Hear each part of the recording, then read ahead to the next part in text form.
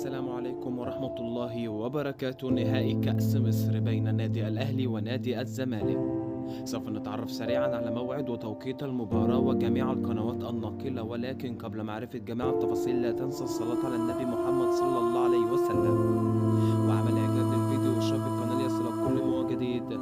أمامكم التفاصيل الآن. بعد أن فاز النادي الأهلي بنتيجة كبيرة جدا على بلدية المحلة في مباراة مؤجلة من الدوري المصري، يستعد بكل قوته لملاقاة نادي الزمالك في نهائي كأس مصر 2023-2024 في المملكة العربية السعودية وخاصة في الرياض. يدخل كلا الفريقين في مباراة مرتقبة ولا بديل عن الفوز وأخذ البطولة.